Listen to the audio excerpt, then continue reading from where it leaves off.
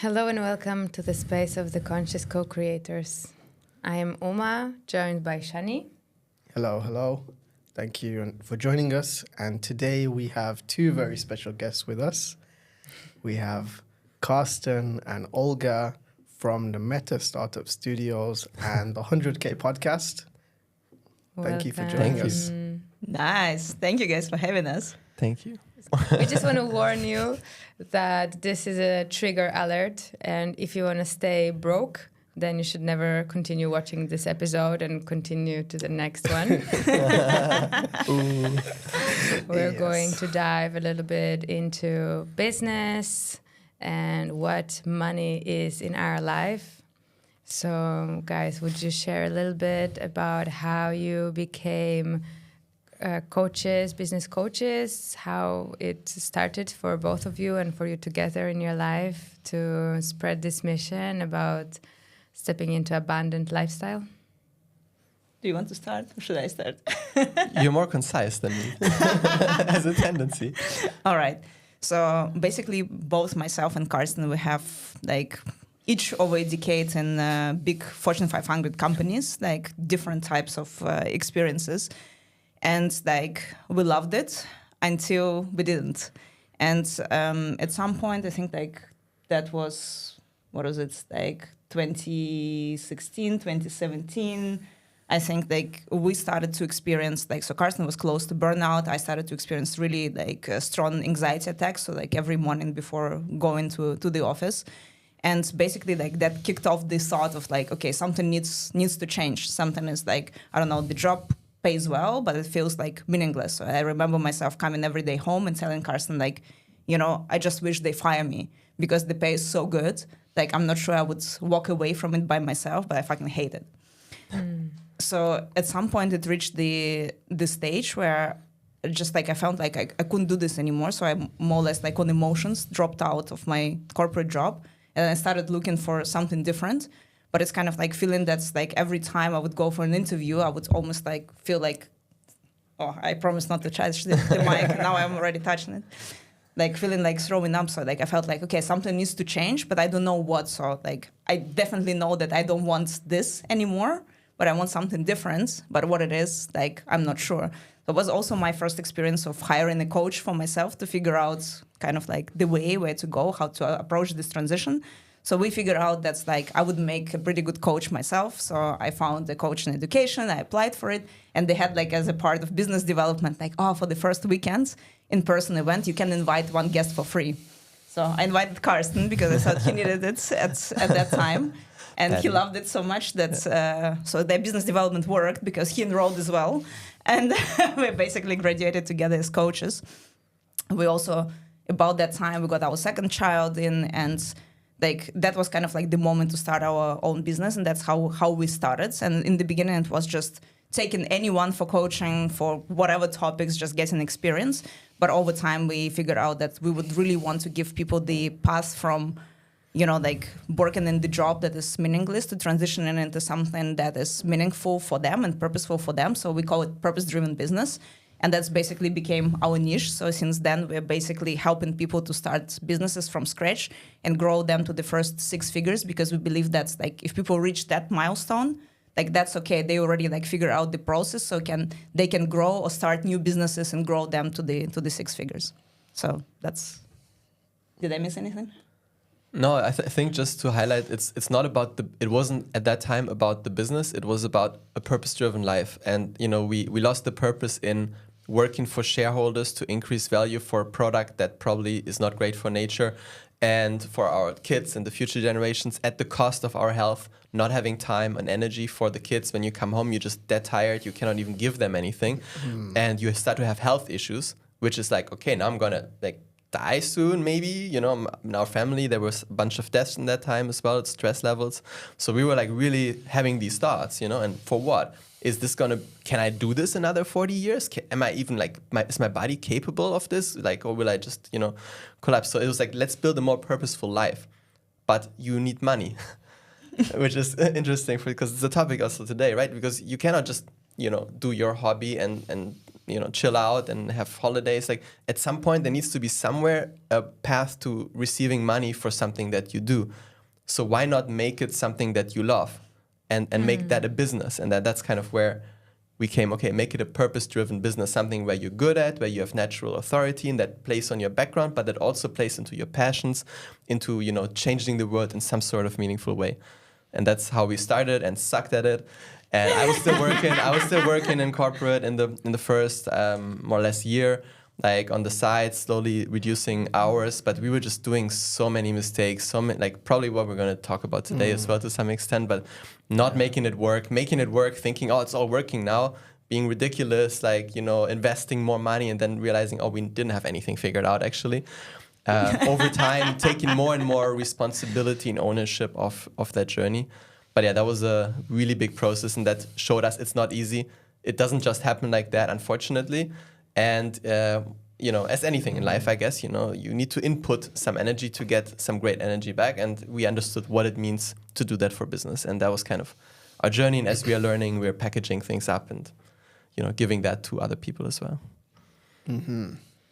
Wow. Long story. Yeah. I feel it's really relevant, actually. So I have so many points already that we could touch upon that I don't even know where to start. I think for me what resonates is like that whole transition period, because a lot of people, they have this idea to start a business, they're not happy with their current life like you described. So many people will resonate exactly with that. They're feeling that right now on a daily basis, and they have this like idea, let me start something, let me try and create a business, but then they never actually either take the right steps, or maybe they struggle, or they don't take it enough, or they just give up after a while. So I'm wondering, like, what were some of those lessons at the start that helped you to keep going, and how did you like balance everything, from the keeping a corporate job, you have kids to raise, you have family, you have a life, you have so many things going on, and then to build a business is like kind of create like a baby as well at the same time. So how did you nurture that at the start, and what were some of the lessons from the early days? I mean, I'll let you like jump into the main thing, but I just wanted to say maybe before even going into that, there is a realization, epiphany we had after only two-ish years after that actually before you can really make it work in the business, in this new path of which is a high energy path. It's not like you're going to work less and you're probably going to work more at first, at least in an own business. So, it's the healing, because you come out of a situation which drives you to an edge, where at least where we were at, which is the same for a lot of people, that builds the reason for you. The pain gets too high, so I'm willing to step into discomfort and try something new, which the brain tends to not want to do, right? So you start an own business, you take some risks, but then you're not healed yet. And you still just want to be on holiday. I just want to be. I don't want to do stuff. I need to heal. I need to rest. I need to recover. I need to rejuvenate. But then you want to build a business. And if you are just going to quit the rest, have no more money, and do the business, but actually you're healing yourself, you're not really doing the business, then no money is coming in. And then the money stress comes in on top of that. And then you're back in the cycle. So that happened to us too. And we realize this and we see this everywhere. And I feel like, before even talking about what are the right steps in the right order, and then there's some mindset things as well, that's kind of a core basis for people like us. It's like, honestly, because like I notice it a lot and with our clients as well, that people think that's own business or like the path into own business gonna, like save them or gonna like heal them from the horrible experiences that happen in corporate, when they're just like not even seen as humans, like they're just like a little cog in the machine, right? So they've been treated like, oh, it's just the name on the spreadsheet. And they think that when they go in their own business, all of a sudden it will be different. But like, I think people really need to realize that building a business is a lot of work, and especially in the beginnings, like you said, like it's like raising a baby. Like anyone who had kids, like the experience of like when the baby is born, you remember how tired you were. But it's basically like they're useless. They can't do anything by themselves, right? So like they just like lie on their back, they poop, and they need to be fed, right? But like. They just poop. Right? So on you. So you need to invest a lot of your time, love, nurture. Like you are tired, you have sleepless nights. Like all of that. And basically, like, it's actually very similar to the experience of having your own business. And something else that people don't realize, that when you have an actual baby, like, the baby needs to be fed. So if, for example, if you don't have food at home, you would do anything to bring the food in, because, like, you can't afford that your child doesn't get the food, right? The baby dies. So, and it's the same with own business. Like, if the cash is not coming in, if you don't have the cash flow, right? If there is no money consistently coming in, the baby dies, right? So, and I think for a lot of people, it's not very clear. So they think it's like, oh, somehow the clients will come from somewhere. I just need to see it, and it's like, you know, like, oh, I'm just like imagining it and I'm manifesting it. Like, I'm feeling something is cooking right now. No, you can't be like this. If you have a crying baby who is hungry, you can't just like, oh, wait a second, darling. Let me just like sit down and manifest. Like, something's like, I have the trust. Something is coming in today. It's like, this is bullshit. That's not how it works, right? So, there's the trigger. Warning. Right. So it's basically like, that's why you kind of like, you can't replace like, or put the responsibility on own business to heal you from your previous trauma, right? So this is a very two separate kind of like works that you need to do. So in general, I think like if you're really like we were, like if you're really traumatized from the corporate experience, for example, like stepping out of that, like have a runway or have an alternative source of income that would allow you like just to take off for a year and heal yourself, you know, like do all your like, I don't know, ecstatic dances, cacao ceremonies, like whatever you need in order to find your path back to yourself. Because I think what happens a lot of times, we a little bit lose our identity along the way. So to come back to yourself, to find yourself, to like identify like who you are, what is actually needed for you right now, what you are interested in, what do you want to create, take this time, but have the runway so you don't run into the financial stress, right? And then like, so give yourself this time to heal and then start into building the business. But like, and actually have a runway at that moment, because the healing time, it could be potentially finding a different job that is, you know, okay or acceptable for you. Maybe you earn a bit less, but it's maybe giving you more comfort, more spaciousness, and you work on this healing.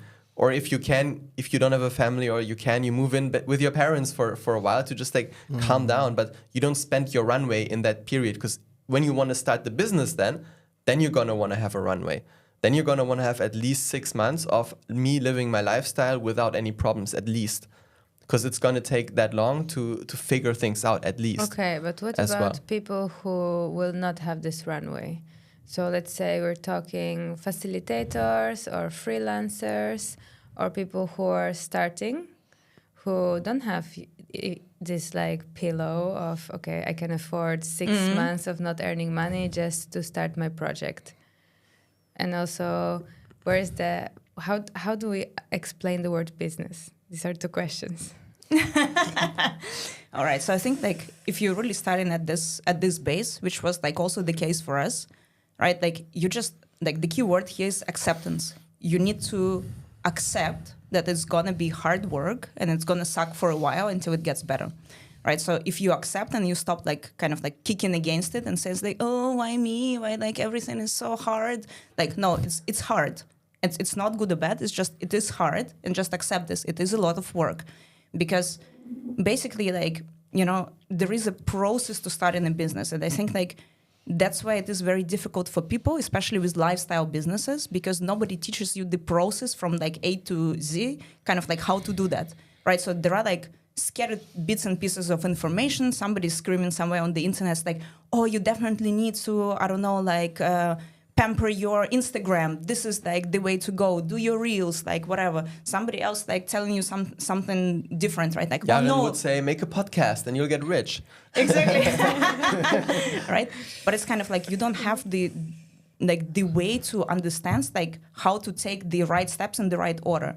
And it's like what we saw throughout our experiences, that it's actually much better on the like tech startup sides. Because usually like if you have an idea of a tech business and you apply for a business incubator, like they give you the process of how to like go from the beginning, of how to kind of like get the business idea, how to identify your niche, how to validate the business idea, how to build the repeatable sales process, how to scale the business, right? So there is the process to that. And like what we also try, we take these methodologies and frameworks from the tech startup world and we bring it onto the lifestyle business, and we see it's working actually really, really well. But you kind of like need to understand that there can't be like a passive income from the get-go. You actually need to be super active until like you get to the stage where you can have a passive income stream. There is no way of making, I don't know, 20K months from the get-go if this is nothing that you made before. You know, like there is a process of getting there. I don't know, like you can't get to 100K potentially in the first year. It is possible, but if you don't have this experience, if you're just building the business from scratch, give yourself some grace and time, because it will not happen over time. Because what we see a lot of times is people like, oh yeah, like I'm definitely like in 12 months, I want to have like 100K on my bank account. Like, okay, so this is what you need to do in order to do that. Oh no, but you know, like I hate marketing and sales. This is just not my thing. You know, like I'll just put my website there and just like the people will come. I'm like, then how do you expect to have 100K per year? I think just to answer your question on the business, going on that, it's like, it's this process. If you're a freelancer, if you are doing something for someone and you know, you're basically getting employed temporarily for something and you have a skill and you find people who need that skill, that's already, you know, a starting point, and you're selling your services usually for hourly rates. You know, that's one thing. If you want to have a business, it's a matter of figuring out this process and standardizing this process in a repeatable way. So every time I do this, then it triggers that, which I convert into this money. So now I just need to do more of that, improve my conversion, and then I get more money. And there's many ways I can bring people into this funnel. There's the way I can manage the funnel. There's different funnels. And in the end of that funnel comes a service that I provide for a certain amount of money that X amount of people that came through that funnel will buy. And once you have that figured out, then you can work with ads, then you can throw more money into bringing people in because you know what's coming out on the bottom. In theory, you could step out, hire a CEO because you have a process that's documented and you can just teach someone, okay, just do the same process for me. And then you have passive income. You will still have to look over your business, but you know, in theory, then you have a real business. Then you can sell a business as well. Then, you know, oh, you want to have the Conscious CoCreators, you know, podcast business, we have it all documented, we're making so much money. If you buy it, you can like continue it in your name, you pay us off one big sum of money, and then it's your business. And the person will be, okay, cool, I see your numbers, there's a repeatable process, I see how I can tweak some things, I can make more money than you guys could off of that, cool, I'll buy it. But if you don't have this, if you're just a freelancer, you know, offering some service, nobody's going to ever buy from you. You cannot really outsource that because it's all you. You are selling you and your hours. You're not selling process, you don't have a system. Yes. And that's, I think, the difference between not a business and a business. That sounds so easy. Does it? Sounds. You know, I just had like a little bit of an epiphany listening to you guys now. And I feel like a lot of the facilitators that I speak to over the time, they may be confusing their own healing period with the business. And they feel that when they have this resistance towards selling and towards like creating this business, it's because they're still in the healing period and they're trying to maybe take the step forward to the business, but they're not yet ready to offer their service and grow a business like you described there. So yeah, what would you say to people who are kind of in that period of like self-healing, but then they want to like make money off the way that they've healed themselves, but they're not quite ready to bring it to the market, and they don't have these like sales skills, because you guys have the experience in the corporate world, so you can then, you know, translate that to this. But for some people who just were into yoga and have never like worked in that field, it's a whole new world. Like, what's a client avatar? What's all this stuff? It's so fresh to them. I think like the main thing there, like don't discard your previous experiences, because also what I notice a lot of times is that when people are going through this healing process, it's like a complete swing, you know, like from one side to the other side, in the sense that like, I don't know, like we've been like, oh, business and something, and now I have nothing to do with that. I don't want to do this completely. I just want to coach people. You know, like maybe you also hear this from people sometimes. It's like I had it in my whole life, in my own life. Right? So it's like, but this is, I think, like is exactly this healing space, because you just need to realize that in order to make money, and especially if you want to make them fast, if you're in a space where you can't like afford to have this like healing period, like where will the first clients come from? Like, doesn't matter if you're like, even if you're freelancing, they will probably come from your network. But your network knows you from something before, from the skills that you had before, from the experiences you had before, right? So you have natural authority in a certain space. Like, I don't know, if marketing and sales is my background, I have a natural authority in that because people know me, they worked with me in that capacity, right? So if now I completely like swing to the other side and now I tell people like, I don't know, I gonna do shamanic journeys with them, people would be like, okay, you know, like a bit too far. Like, I don't know you, like you don't have any proven track of experience in that space. So if you want to make money fast, don't jump right away like to completely like different spectrum. Use your experiences that you have because you also acquired these skills not for no reason, right? And they can be very, very helpful for you, right? To leverage them in your own business. So it's okay to gradually step out, you know, and gradually transition into something else. That's where the healing problem is. You don't want that. You want to go away from that space of your past because it's gotten you pain and you want to go to a very different place.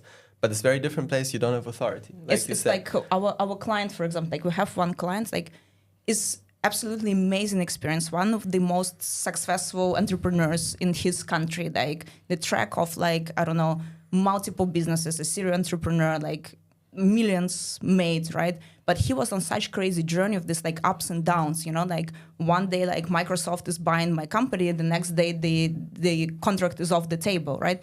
And this like crazy ups and downs, they created this desire for something bigger than this everyday emotional turmoil, right? So he really went into the spirituality space, and like this is something that he loves and he wants to give to people, but people don't understand because all of his network is tech entrepreneurs who are like super practical, and like when you start talking the woo-woo stuff, you know, like it's complete disconnect. They're like, okay, like what are you talking about? So you need to find a way to combine it and speak their language because this is your network. You don't know yet people like who are like completely outside of there. You need time to grow a different network where you can be known as an expert in this new thing, right? So it's kind of like you need to balance this out, and it's like, and you can start bringing the new thing in, but just speak their language. And I think like this is sometimes the misunderstanding that people have as well. At the same time, it is possible to go, it's just more intuitive if you play on your unfair advantages that your life experience has given you. There's a book, The Unfair Advantage, and it basically talks about the Miles framework. We don't go into this now, but it's like basically your connections you've acquired in your life. What is your network? You know, do you have lots of doctors? Maybe you want to do a business for doctors because you naturally have an easy access to lots of doctors.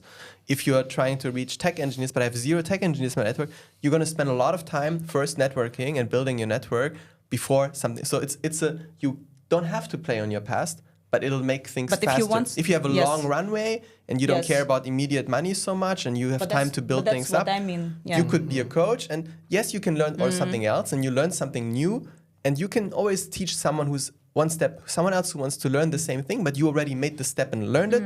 You can give that person a little bit of what you learned. That's definitely possible.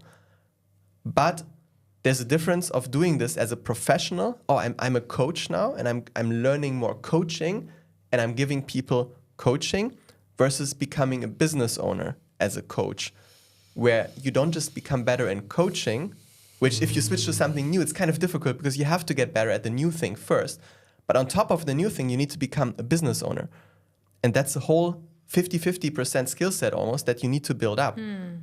And we included completely ignored and didn't want to see that side. We spent like how much? Like I think like nearly 40K in one year investing in our own self-development, you know, like all the courses, like, oh, like now this is the coaching study. Now let's do like, I don't know, all the event of Tony Robbins, and let's invest in like, I don't know, like in neuroscience and I don't know, like some subconscious tools and whatnot, you know, like, oh, like now it's like, should we do somatics or should we do like hypnotherapy or whatever, right? So you think in these terms and you start investing into these skills, whilst actually what you need to invest in is your sales skills. Because this is what's going to bring you money, you know? So there is a difference of becoming an expert or a better expert in what you do versus building the relevant business skills. Okay, so this brings us to the topic of sales and conscious sales as well. I feel for people in this space, the holistic facilitator space, when it comes to sales, they have this like negative impression of what sales is. It's like a sleazy thing. It's like Selling your soul. It's selling your soul. It's like it's so negative. So I'm curious to know how do you guys view sales, and has that changed over your life period? And what are some key sales mindsets? is service. Yeah, so like that's been a journey of falling in love with sales and actually recognizing that it is like a super crucial skill and finding my own way of doing sales. Because I, like majority of people, I think in the beginning I took lots of trainings and like courses, in sales. I had all the sales scripts I had to kind of like follow on the calls with people, until I started noticing that's like when I'm in a sales script and then follow something, I'm completely out of connection with the person on the other side. Yeah. And that's exactly what doesn't create the sale. So reframing the sales as like, it's not looking at the person as an ATM to withdraw money. Because if I look at you this way, of course you're going to run away from me, because like nobody likes to feel this way. Like if I just want to take your money out of you, right? And that's what I think a lot of people perceive sales is about. But actually sales and sales conversation, especially like, for example, for coaches, I believe that coaches should be the best salespeople in the world, because it's all about helping the person to make a decision. Is it a good decision for you? Is it the best decision for you right now to work with me or to work with my business and hire our business, So the only thing I do, I coach people on the sales call about their decision to purchase or not to purchase. So I help them to make a decision. And the decision is might not be a yes.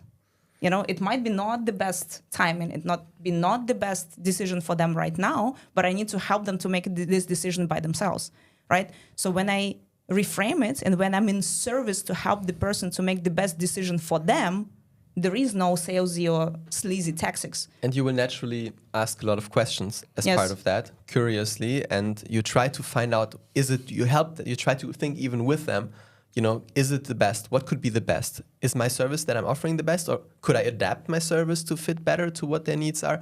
What's really the best way of helping this person?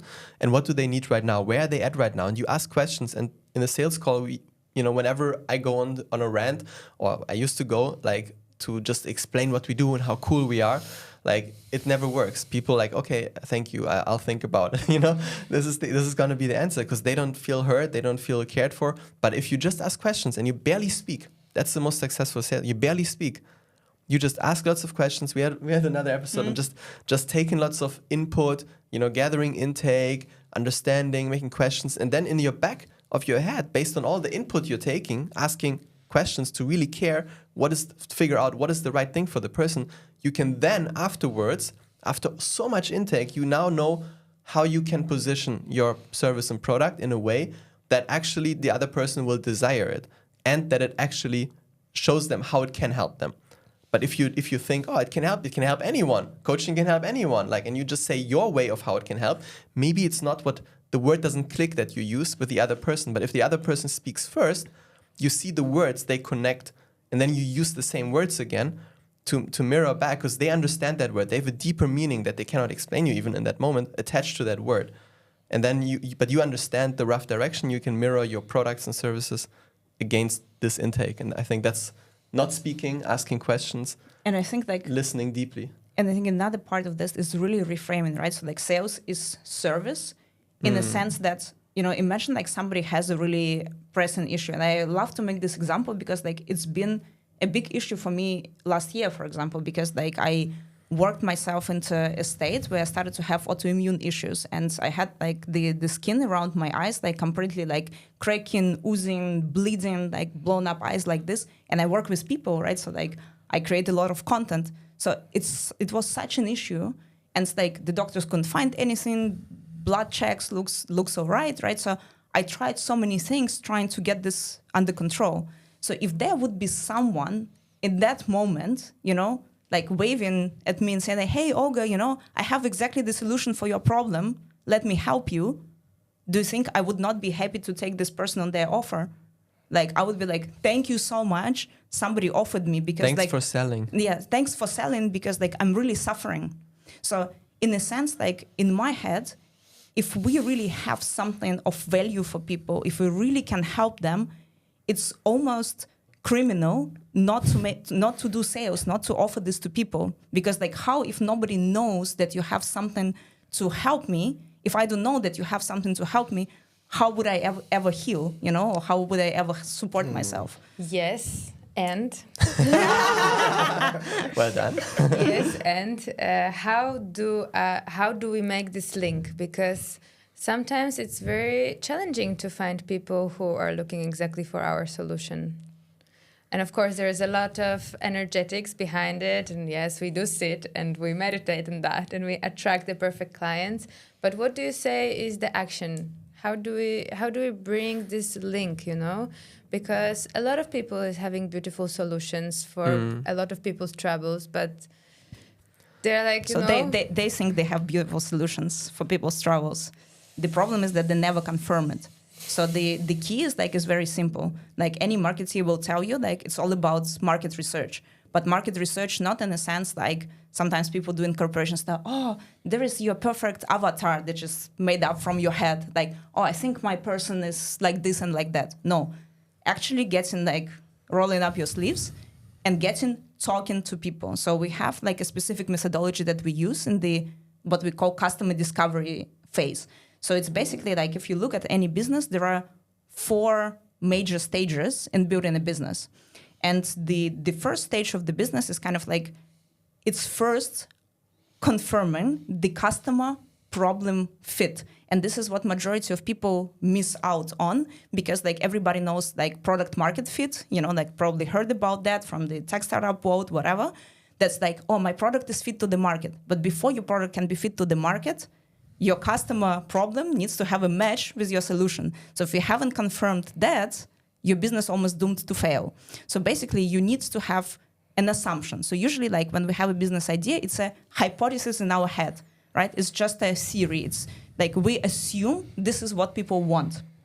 So now, in order to really make it work, you need to get in touch with people and ask them about their problems in the space where you work. And the key there is not to position your solution yet, because we all have an idea of the solution in our head, but it might not match the idea of the solution in the customer's head, right? Or the way how they explain it, or the formats, or something might be completely different.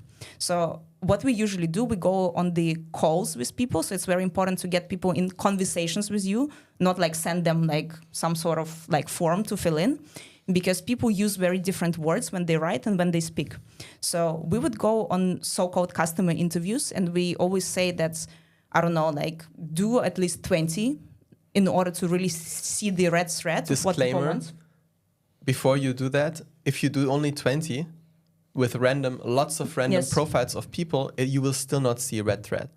But if you do 20 of a very, very, very specific profile of person, you will see. So the first step, actually, even before confirming your hypothesis is, okay, I want to help people with their journey in coaching, but in what area? In the area of mental health. Okay, what part of mental health could I start with? The area of anxiety, and for whom exactly? Maybe corporate Fortune 500 professionals. Okay, now I'm gonna find myself 20 corporate Fortune 500 professionals from those companies that are on the Fortune 500 list. And even better if I know on which level they are. Which hierarchy level, because it's still a different reality if you're a manager in middle management or if you're a VP. It's a different way of life and thinking. So even we say 3 to 4 times niching down at least. The more the better in the beginning, because then you know exactly where to look for them. You can find them easily. And then you just ask them exactly these questions, which very specific set of questions. And then you know exactly what they want. You don't feel insecure anymore. Oh, do people really want what I have to offer? Can people really benefit from? No, they told you what they want.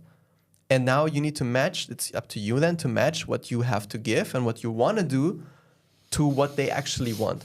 And it might include just you giving your skills, what you had in mind. It might include you giving your skills and bringing in a bonus that they might actually value even more than your skills at first, until they understand that they really need your skills as a coach. But they might want the website developer. So I'm going to partner with a website developer who's going to give them a website too. And then I'm going to coach them on their business, because their mindset is important for making their business work too. But they buy me not because of me as much, maybe because of the website developer, right? So it's like, but it's because in the interviews they said, what do they need? Oh, I need a website. And they're going to look for solutions to get their website up and running. They're not going to look for a coach to coach them on their business, to start on their mindset to start a business. So we need to listen to this and be accepting and flexible to creatively play with that information. And then you offer them, and then you know where to find them. You can offer them this. You ask them for pricing, you ask them for format, all these questions you ask them, and you offer them exactly this for a price point that they gave you. And then if they buy, cool, validated. If they don't buy, or only very few, and it's very difficult to get them to buy, even though you're doing exactly what they said, something is still off.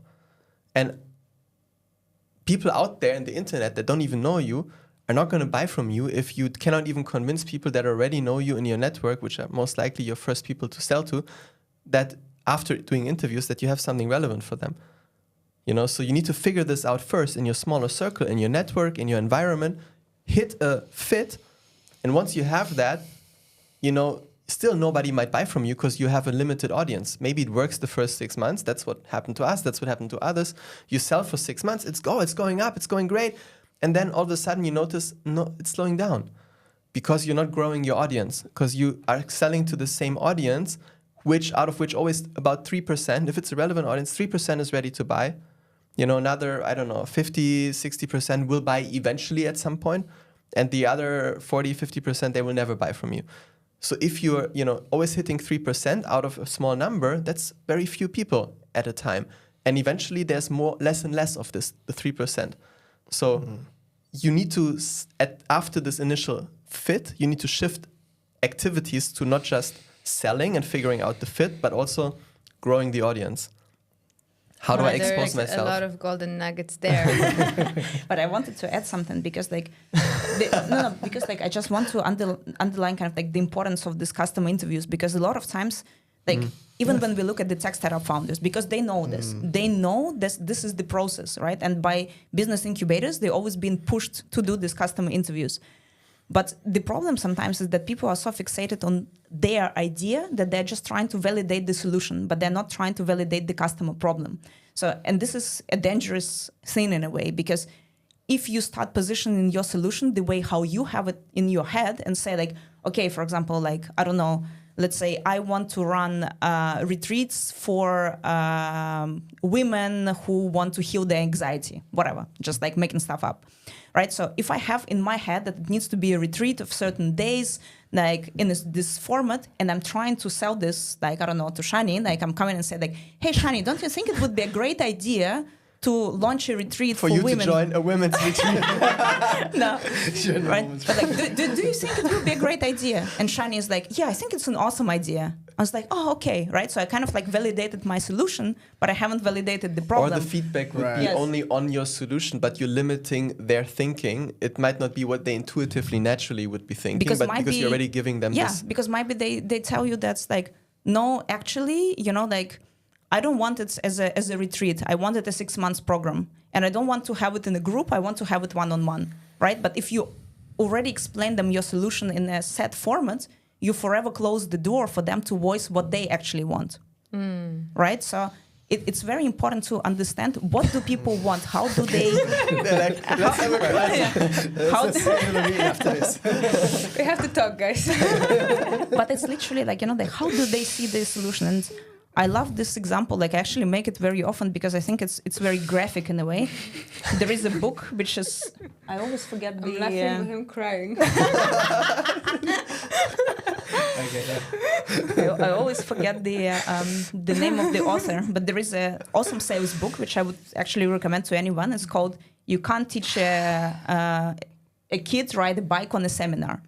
And it basically like has this story there about a little girl who was like in a drawing lesson, and she was drawing the sunset. So she drew like a setting sun, and she drew a house. And then the teacher comes in and she's like, "Oh, sweetie, like this looks so beautiful, but the picture looks a bit unbalanced. Let's balance it out." And she draws a seagull on the other side. And the girl starts crying. And then she like can't stop crying. She comes home, she cries, and her dad looks at the picture and she's like, oh, sweetie, like this is so beautiful. I especially like the seagull. And she breaks down like crying even more. And they're like, oh my God, what happened? And she looks at her parents and says like, I haven't seen the seagull. So basically a lot of times when we're offering our solution to people, we're drawing a seagull in their picture of how they see the solution because they have the vision of what can help them the most. So when we are offering them something that they haven't seen in their vision, they're like, oh, no, thanks, that's not for me, right? So we first need to understand, like, what do they see? What is their vision? How do they envision the solution that they want?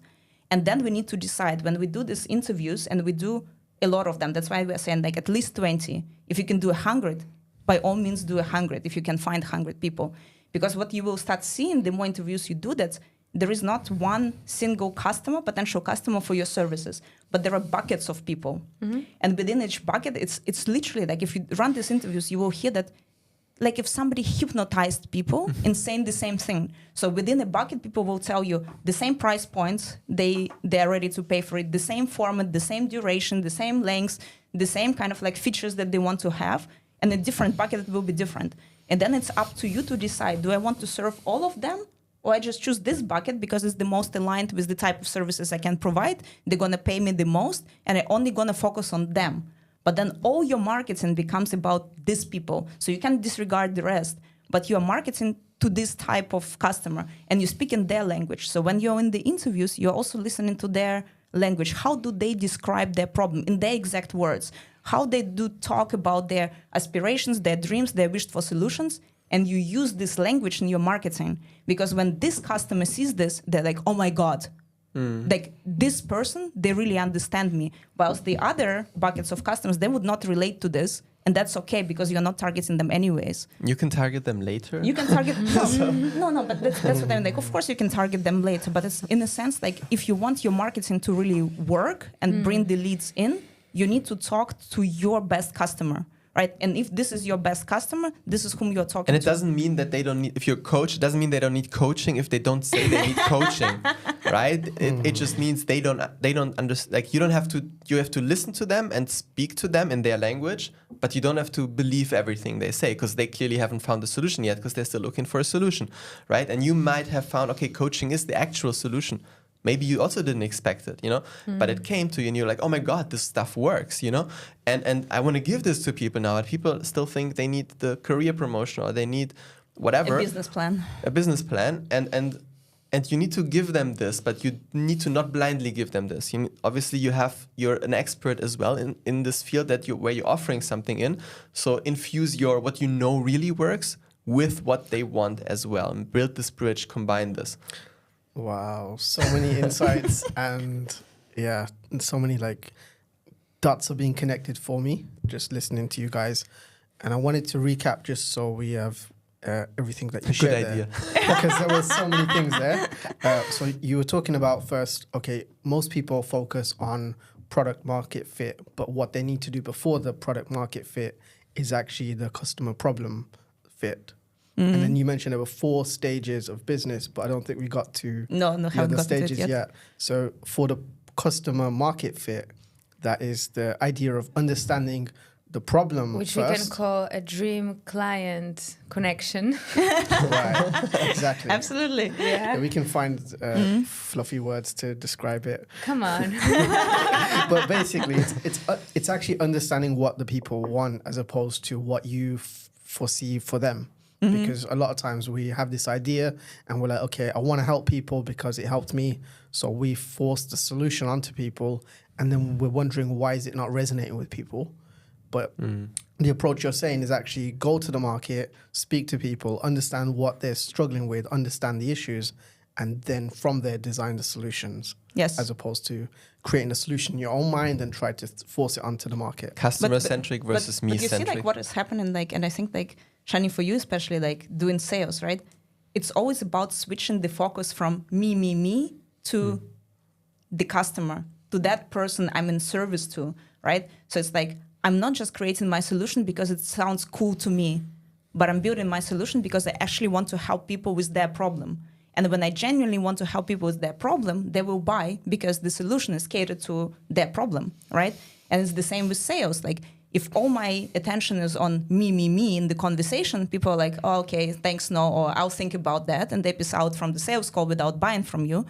If your attention is on the person in front of you and you're in service to them, that's when kind of like the magic happens and the sales is happening. But for that, you need to have healed. Because how can you make it about the other when you never get enough for yourself? So you need to fill yourself up first. You need to heal first. Because otherwise it would be so difficult or fake I try to help the other person.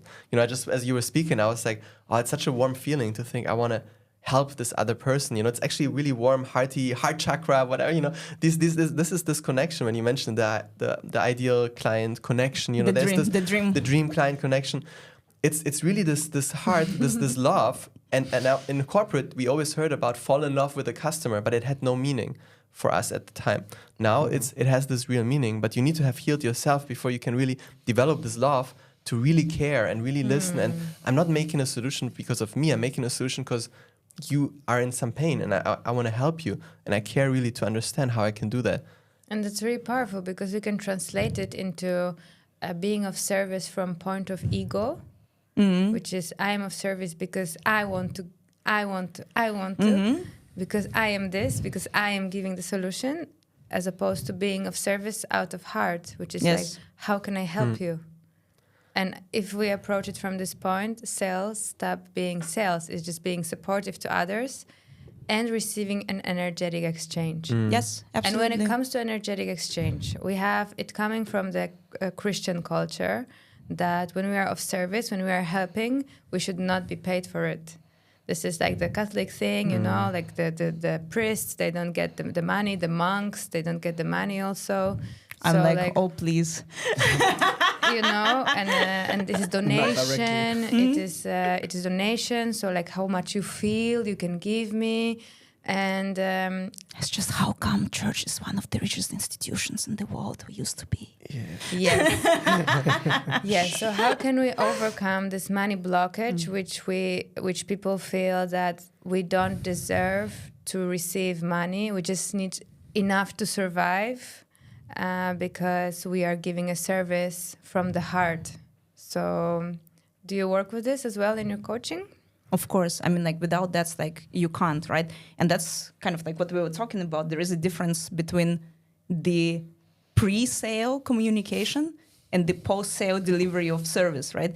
Because like we might not tell people that we're going to work with their limiting beliefs around money, marketing, and sales in the pre-sale communication of our services, but we absolutely will have to work with that because inevitably you run into that, like as people are building their businesses, right? So that's kind of for like the first time. For the first time, right? But it's kind of like, it's the same. Like it's very noble, right? Like I understand this desire to help selflessly to people, right? But again, like if we take the example of a baby, you know, like if you have an actual human baby, right, and you're just helping someone, but then you have nothing to feed your baby, like for how long can you last with that? You know, like if you can't pay your bills, if you can't buy the food, if you can't put the food in the mouth of your baby, how long you going to be nice helping people, you know, selflessly so they thrive and you have nothing to eat? You know, like it's a very noble idea, but in a sense, it's like, you know, do you want like, I don't know, a pat on the back? Do you want to say, oh, like, thank you, like, I appreciate you so much? Or you actually want to have something that will allow you to help even more people? Because like there's only so many you can help, you know, like if you're doing it selflessly. You can help a couple until you die from hunger. Nice, very noble. Or you can refuel yourself and start helping more people and more people and more people and creating a bigger ripple effect. You know, like we should not forget about that. And it's kind of like, it's very normal in a way, like, I don't know, money is just a means of exchange. Like even if we look at it historically, right? Back in the day, we would just exchange services. Like, I don't know, Carsten's making shoes and I have like, I don't know, herbal medicine plants. You know, like, and he needs medicine and I need new shoes. So we would exchange. But over time, because like our society became more complex, it became difficult to exchange, right? But it was never like, oh yeah, I just give you like medical herbs and you never give me the shoes. Like we never worked this way, right? We always exchanged. So it's the same. So like at some point, money just became the mediator between that. It's just like an exchange currency. So why are we freaking out so much about the money, you know? So do you think that people are having a hard time to receive a proper exchange for energetic work because of low self-value? Of course. Do you believe they still need Both, to go through the healing process to fully accept that that exchange? But you know, like it's kind of like, I think it is the healing process, and also it's again like this constant reframe for your brain, because think about earning money, not just like for your benefit, but for putting money back into the ecosystem. So for example, I don't know, like Uma, if you pay me money for my services, with this money, I go to a restaurant. So I pay to the, I don't know, like to the restaurant owner and to the chef who with love create their food. They, in exchange, take this money and they pay a cleaning lady who needs to feed like their kids so they can clean the restaurant, you know? So the more money you make, the more you can put back into the ecosystem. If you make nothing, you can't support the ecosystem. So somebody else will have even less. You know what I mean? Yeah, I understand that. And so just because I feel like a lot of people who have this money block, they come from the corporate background and then they view all capitalism as evil. And then they have this like negative mindset when it comes to making money, or even viewing the capitalistic society as evil. And maybe they want to go off land and they have this heart project they want to work on.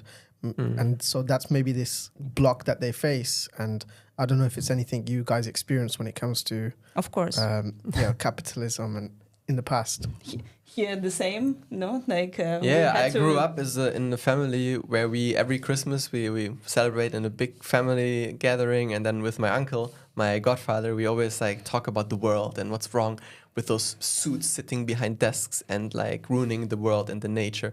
And it was like literally like, you know, instilled in my brain years and years, every year after, you know, we drank a bit, and then it comes back to that conversation. And that's, I think, how a lot of people, like rich, arrogant, bastards, evil, I know, sorry, for, you know, I don't know what words can I use or not, but it's like, you know, this is a very much of a brainwash that a lot of people have gone through, but you know, it takes some time to really unwire that. And you know, now like money is awesome. Money can help. Money can help me give my children what they want. Money can help me help someone. Oh, my family member needs help. Have some money because I have money. Yeah. If I don't have money and I'm struggling, I'm stressed, and I'm like super stressed out, I cannot even be emotional support. Not even that can I be if I'm struggling with money issues. So having money makes you be able to give so much more to the world. And more money for me is better than for someone I don't know, maybe, and what their intentions are, if my intentions are genuine and true. And I think like that's the core thing. So like there are certain beliefs which have been instilled in us, and like our experiences with that's like make us believe something about money. But money by itself is nothing. It's just a number on your bank account, or it's paper, you know, that has been printed out. Money by itself doesn't have any intention. Money by itself is not evil or good or amazing, you know? Like if somebody is rich and a bastard, most probably they were a bastard before they got the money, right? So it's just amplified that. If somebody, you know, like is rich and noble, most probably they were noble before, and money just amplified that, right? So like money by itself is nothing. It's the meaning you give it to money, right? It's like it's the intention you have, because, and I think that that's what Carsten said, like it's the key with what intention you're using the money, because even purchasing clothes, for example, can be both very, I don't know, like it can be a numbing behavior, unintentional, because I'm trying to close the gap, the hole that I have inside of me, and I'm just trying to numb it by mindless consumption, and I'm just buying things to fill the gap kind of and make myself feel better. Or I'm buying the same stuff, but for example, like for my daughter, because I know she loves it and makes you feel more confident, and she like enjoys it, and there is like something that it gives her, right? So it's the same type of behavior, but the intention is very different behind it, right? So it's all about being conscious about like being conscious versus being unconscious in the way how you use this money. So if you use it consciously, right, and you have decided with what intention you use, then it can't be evil, right? Unless you consciously decided that's like you want to be an evil bastard and use your money to, I don't know, create more conflict and separation in the world, right? Just one thing that I've had in my mind, like to add to this whole conversation here, it's the one thing is the way you think about money, but the other thing and how we've been brainwashed about that. But there's another brainwash most of us in our generation have gone through is be a nice person, like the values from the be nice, like serve others, like say thank you, like put others above yourself, kind of. This is what it's good. Then people are like, oh, you're a good person. But if you're always like this, if you're thinking like this, your ego, your me, it goes always under the table, and at some point it's not valued enough, and you devalue yourself actually constantly, and you have a gap. So allowing yourself to bring up your ego, but in a conscious way, and I need to fill up myself too. I also want to have certain things. Accept that and like be okay with this, and put these on the table as well, and not try to be nice to everyone all the time just for the sake of being nice and then hurting yourself through me hurting her, because our relationship suffers from me being hurt. My kids' relationships with me suffers because I'm hurt, and then I'm actually not a good person anymore. Yeah. And you're really a good person by being a good person. Oh no, I do it for free. It's okay. I fully agree. I think there is a lot about the story that we tell ourselves, and like creating the story that we want to share with ourselves and with the others. If the story is like, I have a very valuable service to offer, or I am here for selfless service and I have to suffer. And recently I had this person who reached out to me in a story, but basically the bottom line of the story was, I'm struggling with money. So I'm already going to start saving money for something that's going to happen God knows when, because I am struggling with money. It's an identity. And this was such a, like, I didn't know what to answer, because like, when you want to answer to this, it's like, just don't. Oh, that makes sense. And money scarcity is a big problem in our community. And how do you address that? But like how funny it is, because like when I'm listening to people, especially in the conscious community world, like coaches, yoga teachers, like, I don't know, breathwork practitioners, like is a lot of times is this like, oh no, like we're so love and light, we're so selfless, like we don't need money is evil. But then when you listen to people, all they talk about whole day, every day is money. Like if you're so above it, like, and you don't need it because you're so selfless, then why then you spend the whole day complaining about the prices, the evil landlord, like, I don't know, somebody screwing you for money, how difficult it is, how like you're struggling, like you're actually spending all your energy talking about it and complaining about it and suffering, versus taking this energy and turning it into creating something like, meaningful and impactful, like... Right. This is what you, I think, observe in conscious communities a lot all over the world, and or at least like I've been experiencing it like all the time. Yeah, one of the biggest problems that I've seen when working with people is when the topic of money comes up, usually this idea of trying to be noble comes for them. They feel that actually charging low money and like donation based will make them feel more noble, and that if somebody charges 1, 2, 3, 4K for an offer, it's seen as like a negative thing. They don't want to scam people. They don't want people to be paying so much for something where it's not so tangible. It's not gonna, maybe they don't really believe in what they're selling on a true core level.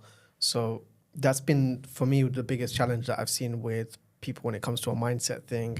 They feel that the low prices are more in line with their identity compared to charging something at a higher price.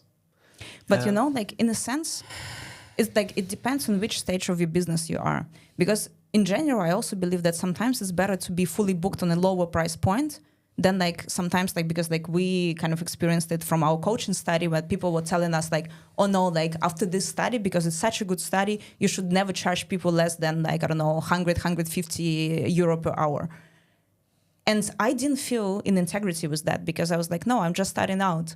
So I charged people 50 euro per hour when I started, but I had the full, like I was fully booked with clients.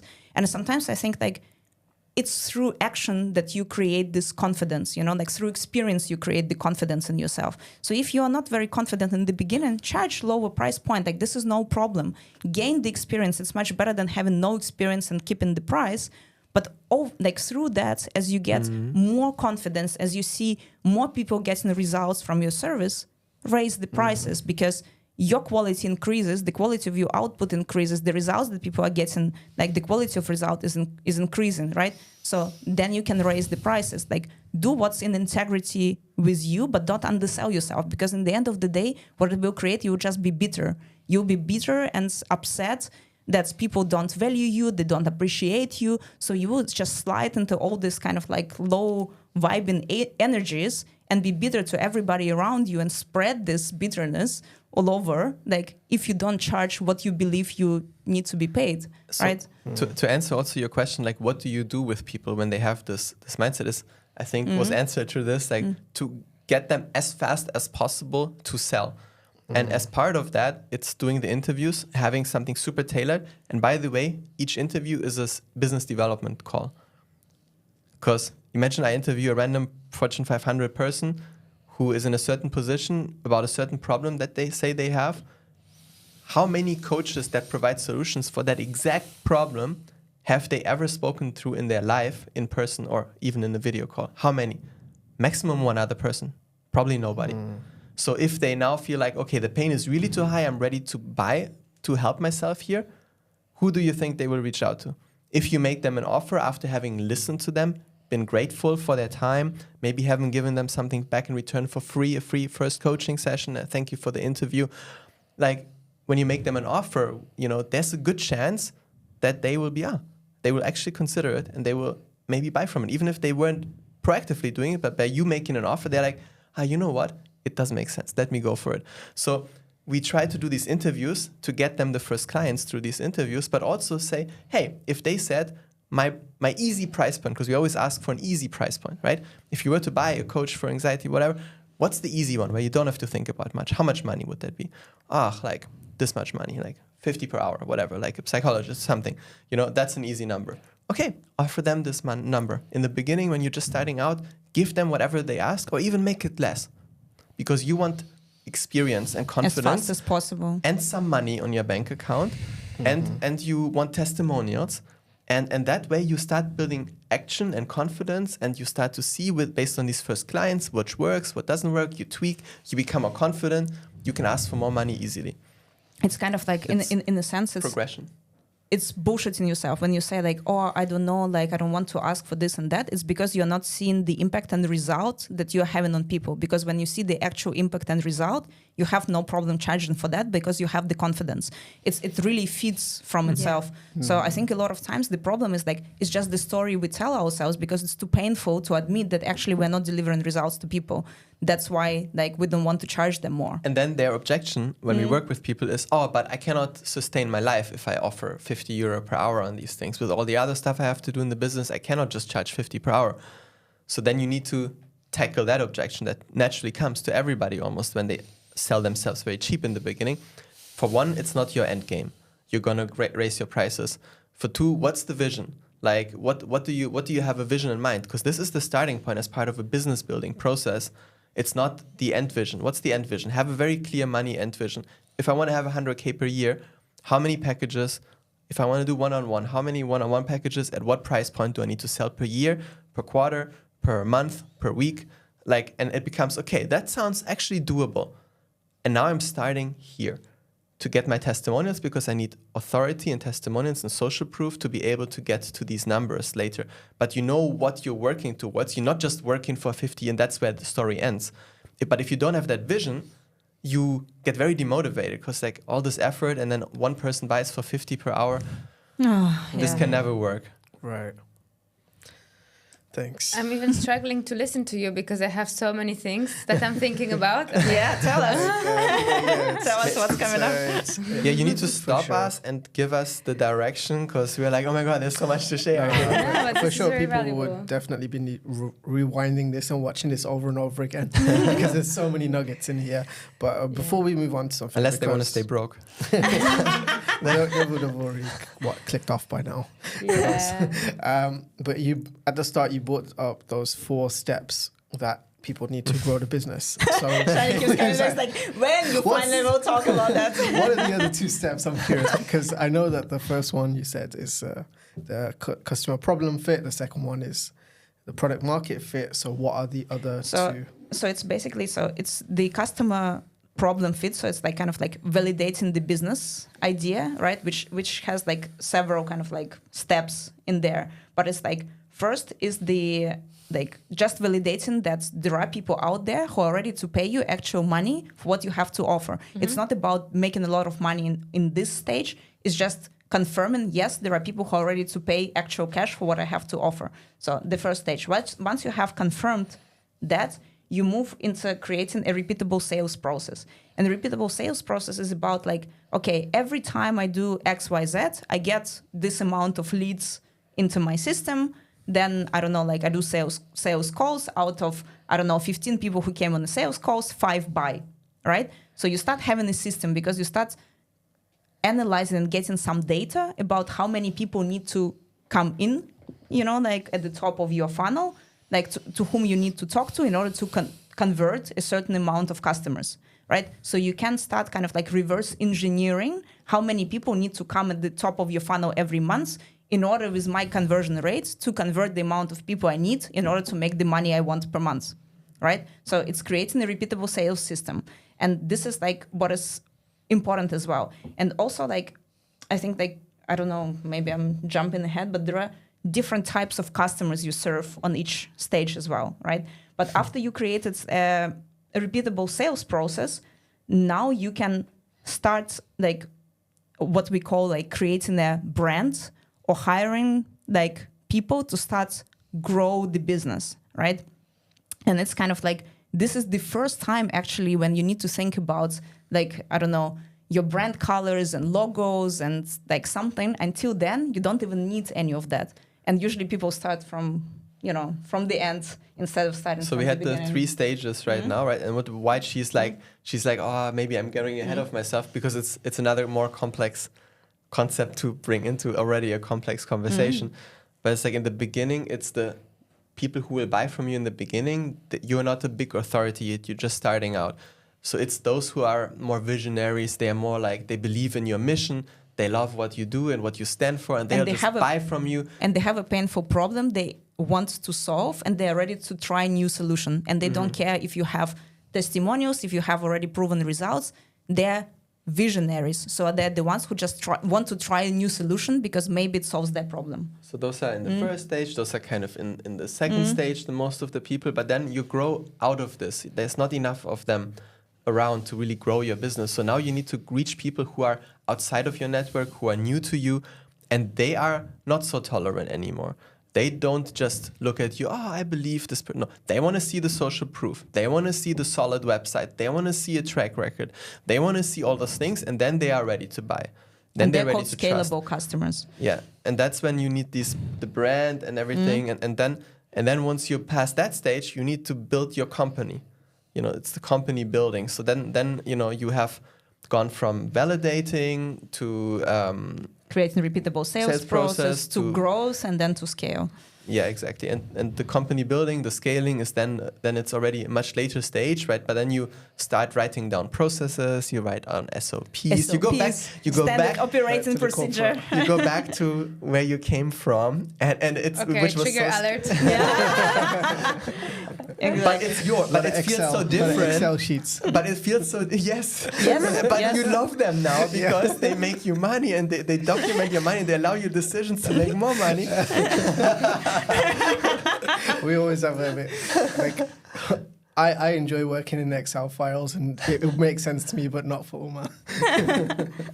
But yeah, I think it's really interesting the way you guys describe this, because I feel for your background in the corporate world and then switching to this, and I think a lot of people who make that switch, they feel that, okay, when they get away from the corporate world, they'll get away from the SOPs and the Excels, and then this new coaching will just be in flow and just kind of go with the flow, and people will come to them. But actually what I'm hearing is that a lot of what you guys learned in the past, you're able to now fall in love with it and do it from a different place. So the sales, the marketing, the admin and everything, it's now coming from a place that doesn't drain you as much. As you say admin, as you throw admin, I'm like, wow. Like expenses, taxes, you know, that's still a little triggering. But I'm on that journey, and I'm starting to, you know, it's like, as she was talking about funnels and numbers, it's like this emotional detachment. I don't know if you heard it through as she was talking, how many people come in, how many people come out. There's no emotion in this process. And this is like after you're healed, you can start having less emotional attachment. You can work through that. And then in the end, you come back to these new things that you used to maybe not have a good association with from a completely new angle, and you're open to it again. And then it's like, this is like another, like such a big topic, because when people are starting out, I think they have so much attachment of their personal, like human identity to the results they're creating. Oh, I put the post out there. Like there are only 3 likes. Nobody loves me. Oh my God, my life is ending. Let me go sit under the shower and rock back and forth naked, you know? Okay. But right? So this is basically what is happening. Right, but this is accurate. But the thing is, like, it's really like it feels like a personal attack on you, because you connect your personal identity so much with your business that you can't create this separation. And it's normal. And it's normal, and I think everybody goes through that, right? But the more you do this, it really creates like what Carsten called this like emotional detachment, because in the end of the day, it's not about you. You're experimenting with different formats, with different like information that you put out there, and you're just trying to figure out what your audience likes the most. What do they respond the most? It's like, oh, let me experiment. Like if I put a post like that, how much like engagement I get? Oh, not so much. And if like this, oh, this is better. You know, like I have some data coming in. Can I do more of this and more of this? And can I reinvent it a little bit and get even more of this? Or let me try something different, right? So it's this constant experimentation, but it has nothing to do with you. You're just trying different things. Yeah. But I think in the beginning, like people are just so attached to this that it really gets in the way, this emotional attachment, you know, because it feels like you're selling yourself. Especially like it's you. in what you before mentioned is this either ego-driven sales or this me-centered offering. Yes. Service. How you have different wording for this, but definitely it's easier, I think, to be attached to the outcome if we want to give what we want to give, as opposed to if we're giving what people are ready to receive. Exactly. Yes. Right. And I think it's like I had something something that I wanted to say. It's more about this like mastery goals, in a sense, like you fall in love with the process of figuring it out rather than with the outcome. Yeah. And if you're able to fall in love with the process, with trying different things, with experimenting with different things, observing, like stepping into this space of observer, just to observe different results, different actions create, and then determining which of these actions bring me the best desired result, and then just focusing on that creates a completely different perspective and completely different feeling inside your body, because now it's not about my worth depends on the outcome I have achieved or haven't achieved. Like it has nothing to do with that. It's just I'm observing the process and I'm trying different things and I'm improving the process, you know, and I'm in love with figuring out different things. Which comes with acceptance of the shitty parts, the acceptance of it's gonna not work well at some point, the acceptance of I'm not having it figured out from the start, the acceptance of it's gonna take probably a lot more work in the beginning. If you have this acceptance, you can start looking at and playing the process. But if you don't accept that, you'll be constantly down from that. You know, I think that's just the word acceptance kind of came up for me as part of that. And now then you we came to full circle, more or less. Then you move to the I wanted to. I still have it in me. This taxes, right? Now it's not. Now Carsten is traumatized by taxes. You mentioned taxes. Like, I didn't mention taxes. You did. no, I mentioned it. Yeah, true. You mentioned admin. But it's like you move to you don't necessarily love the taxes, but you adopt this mindset of it's not what I want. It's not what's cool. It's not what's fun. I just do what needs to be done. And that mindset is like, you just accept, you just do what needs to be done. Oh, we need to do taxes and we need to... For now. Right. All your life. That's how manifestation, I want this. I do what needs to get done for me to get there. What am I missing to get there? That's what needs to get done. Do I love it? Maybe not. But if I want to get there, that's what I have to do. Yes, I feel like that's it, being connected to the higher goal, because a lot of people are always about, especially in the spiritual world, I'm only going to follow what's exciting for me, and if taxes are boring, I'm just going to ignore it, or admin, it's not exciting, so I will just ignore that. But what you're saying is you need to be excited about the end goal. And if the steps along the way are not super exciting, as long as they get you to the end goal, then it's still connected to your full excitement. Yeah, taking responsibility in a way for actually achieving the goal that you want to achieve. Yeah, we work actually a lot with that, which is like connecting to the purpose, and we use a lot of meditation and breath work to actually start the process of creating a brand or creating a soul-aligned business or project, with really focusing on the end goal. Like how does it feel to already have been there? And it really supports all the way through, because, okay, maybe now I need to make a plan of my publications for the next 3 months. And Uma said I need to make it in Excel. And shit, I really don't want to do it. Oh no. But then we come back, and if there's this resistance, we come back to the visualization of me being already successful in what I'm doing. And this is just a step. But so many times we actually, what's happening, people are self-sabotaging their success by not doing these little tasks. And how do you work with that in your programs? I mean, like, we use a lot of like cognitive behavioral therapy tools. So, for example, like one which is very practical for me, which is kind of like a more structured way to manifestation, in my opinion. So, for example, like what we do, we usually like, what's the circumstance in which you are in right now? Like, I don't know, I don't have clients buying from me. I have like, I don't know, like bills to pay and I can't do this. Like, I'm very stressed, whatever, right? So you have the circumstances in your life. So what are your thoughts about your circumstances? What are your feelings about your circumstances? What are the actions you create from that space, from that thought and that feeling? And what the result that is coming on the outside, right? So like, I don't know, it's like, oh, I think that nobody wants my services. Nobody likes what I have to offer. How does it make you feel? Oh, I feel miserable. What actions do you take? Oh, I don't take any actions. I'm hiding out. I don't do any marketing. I don't talk to anyone about my services. What's the result? 0 clients. Okay. So if you want to have a different result, what is the result that you want to have? And I love to start with the result. You can start actually like at any point. What a different result you want to have? I want to have 10 clients per month at this price point because it will allow me to sustain, I don't know, like my living. Okay, write it in the result.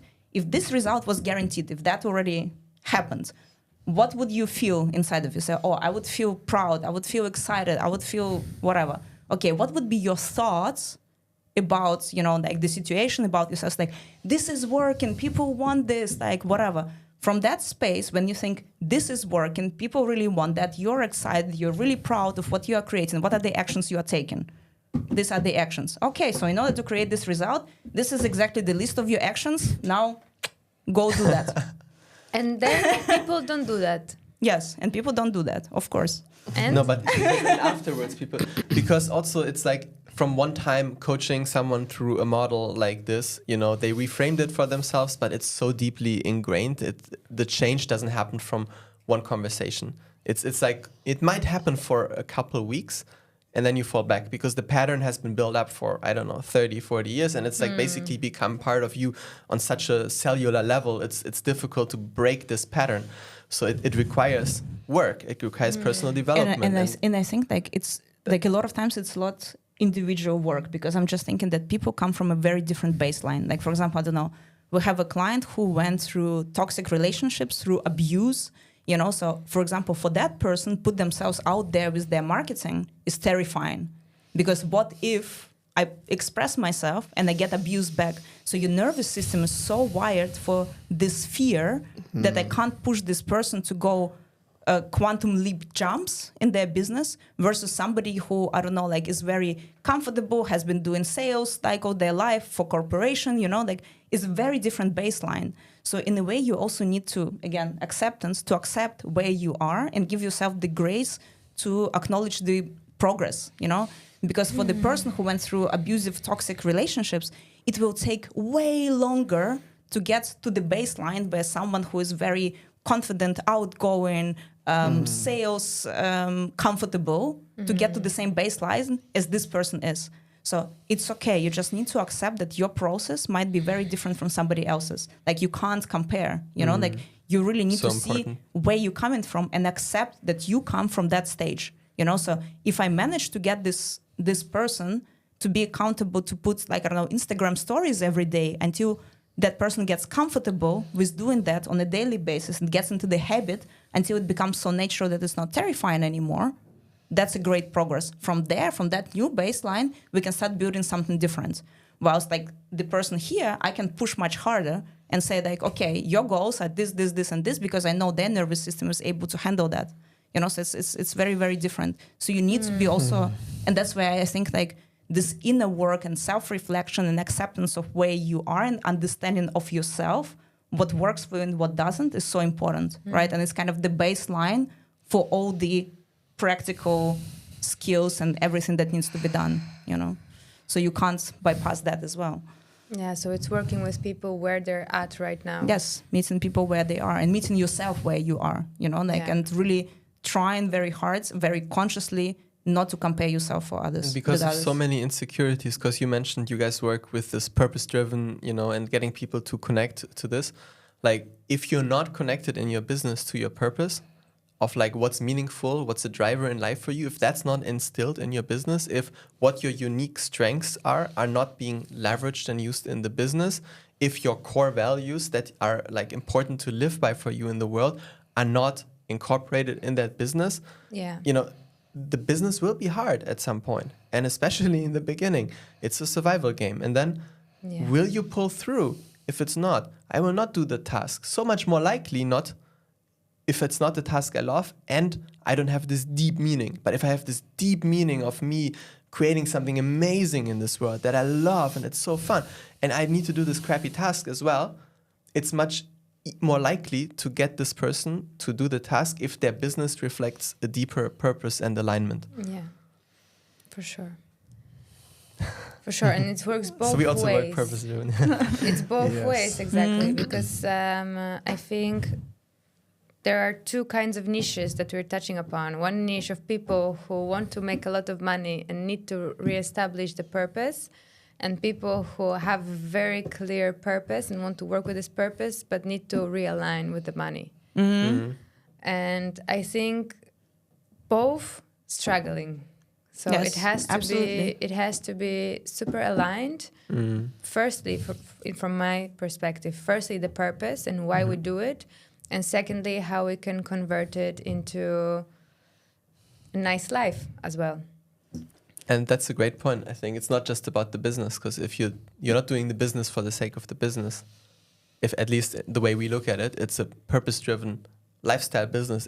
Your life is first. What's the purpose-driven life I want to live? And then when you're clear on that, you can craft this business and follow these business methodologies to craft that business further. But it is built with in mind the life you want to live. Exactly. And that's where it starts. It's not the other way around. Can I, for the people who listen to us until this point, give them a shortcut to their manifestation?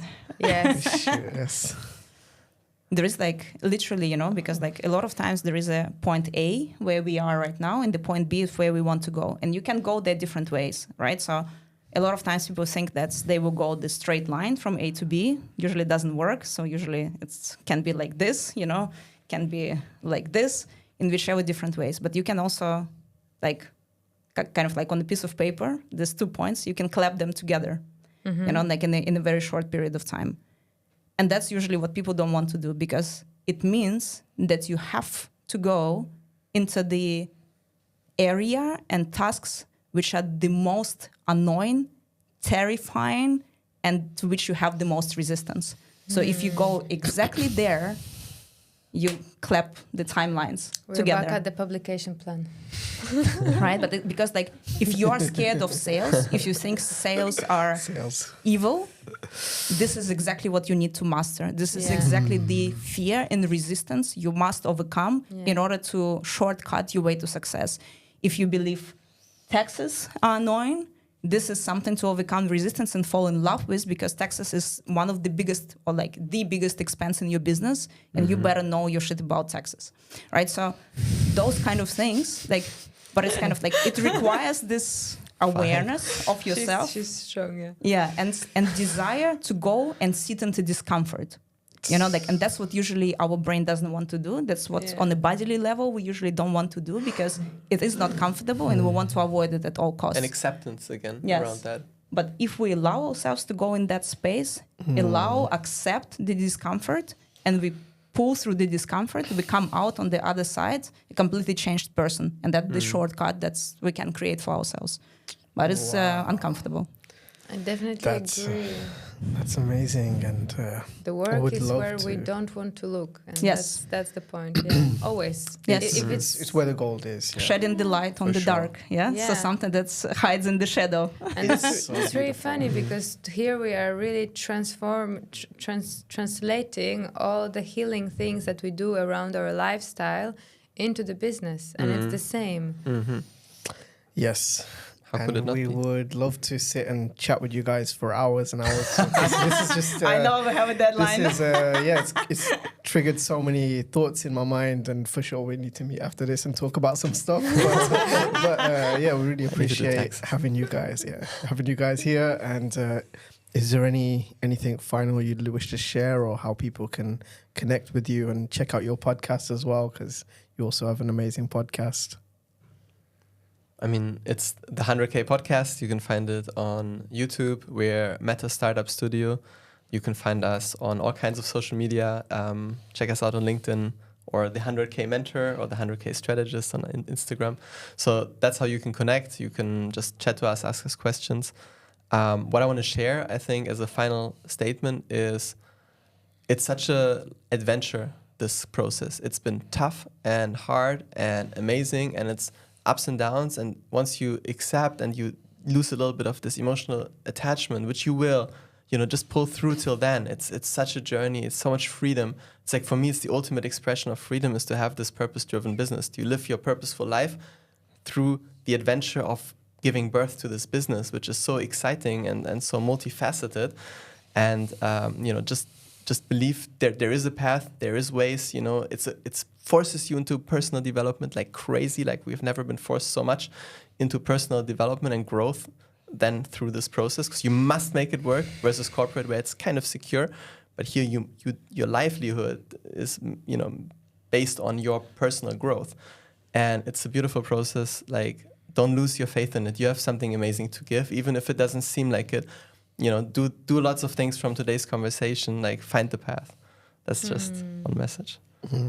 Yeah, and I think, like, for me, it's more have the bigger vision, then, like, another kind of like little trick, walk from the goal. Like, don't try to identify what next step I need to take from where you are right now, moving towards the goal. No, if in 1 year, let's say I want to have 100K in my business in revenue, what needs to be in place 6 months before that, 3 months before that, 1 month before that, 2 weeks before that, 1 week before that, tomorrow. And then you have all your steps lined out. Then you will know exactly what needs to be in place for you to move from A to B in the shortest period of time. And break it down, then just focus on the next step.